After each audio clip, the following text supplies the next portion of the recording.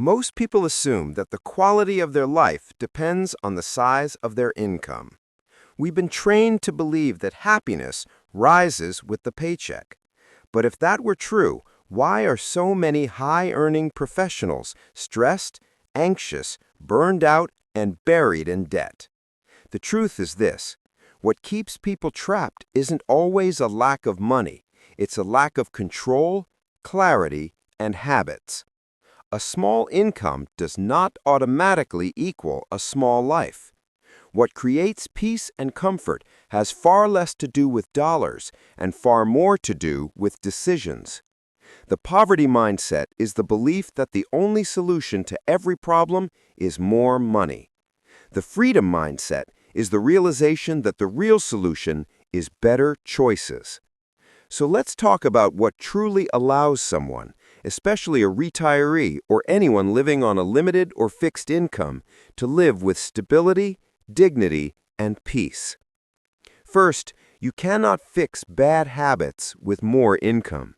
There are people earning impressive salaries who are still living paycheck to paycheck, and there are people with modest earnings who retire comfortably. The difference isn't luck, it's behavior. When expenses rise to match income, a person isn't progressing, they're only upgrading their stress.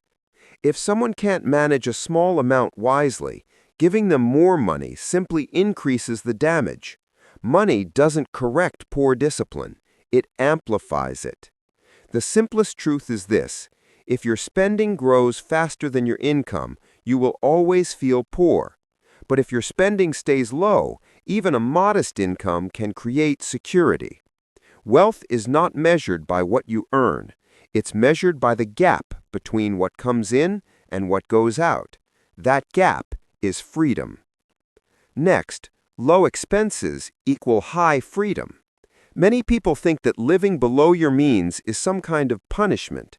In reality, the opposite is true. Low expenses buy independence. When your needs are small, you sleep better, you worry less, and you're not controlled by a paycheck. You gain the power to say no, to stress, to pressure, to situations that drain you. Every recurring bill is a commitment that limits your choices. Loans, subscriptions, lifestyle upgrades, each one quietly reduces your freedom. A person with few expenses owns their time. A person with heavy expenses loses control of it. Modern life puts many people on what I call the lifestyle treadmill. New cars, new phones, trendier clothes, constant dining out, constant entertainment. Each upgrade feels exciting at first, but slowly it becomes normal. Then it becomes a burden. One day people wake up and realize they're working only to maintain the lifestyle they built, not to improve their life, not to enjoy it, but simply to keep the treadmill moving. The only way off that treadmill is not earning more. It's wanting less. Simplicity is not deprivation. It's strategy. It's removing the unnecessary so that the meaningful can grow. One powerful exercise is to list every monthly cost, identify what is truly essential, question what is just habit, and remove what adds nothing to your life. Then, ask yourself a critical question. If my income stopped tomorrow, how long could I stay calm? Most people can't make it a month. That's not financial living. That's financial gambling. A simpler lifestyle creates a safety margin, and that margin protects you. Budgeting is not a punishment. It is an act of respect for your future self. Many people avoid looking at their numbers because they're afraid of what they'll discover. But ignoring reality doesn't improve it. A simple handwritten budget, income minus expenses, can change everything.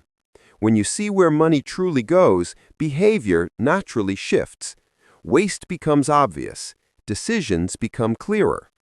Budgeting isn't restriction, it's clarity. Impulse spending is one of the biggest enemies of stability. We live in a world designed to trigger emotional purchases. Shopping has become entertainment and distraction, but when spending becomes automatic, thinking shuts off. One simple rule can save enormous amounts of money. Wait 24 hours before buying anything non-essential. If the desire fades, it was never a need. It was just a moment. Real luxury isn't buying everything you want. Real luxury is being able to say no without feeling deprived. Emotional control is one of the strongest forms of wealth. Another key principle: spend on what grows, not what disappears.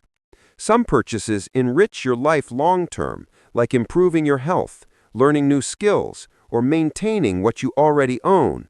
Other purchases vanish within hours. A $10 book might change your thinking for years. A $200 impulse outing might be forgotten by next week. Strengthen what lasts. It's also wise to research before making purchases. People sometimes spend months planning vacations, but only minutes buying expensive items. Rushed decisions are expensive decisions.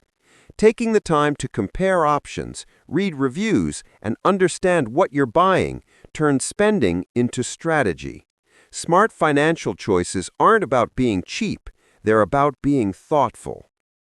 Maintenance also protects wealth. Most things become costly not because they were expensive to buy, but because they were neglected. A little upkeep on your home, your vehicle, your health, or your finances prevents major crises later. Ignoring small problems doesn't save money. It delays the bill until it's bigger. Preserving what you already have is just as important as earning more. Perhaps one of the most important skills in life is knowing how to prioritize. You can't have everything, but you can have the things that truly matter.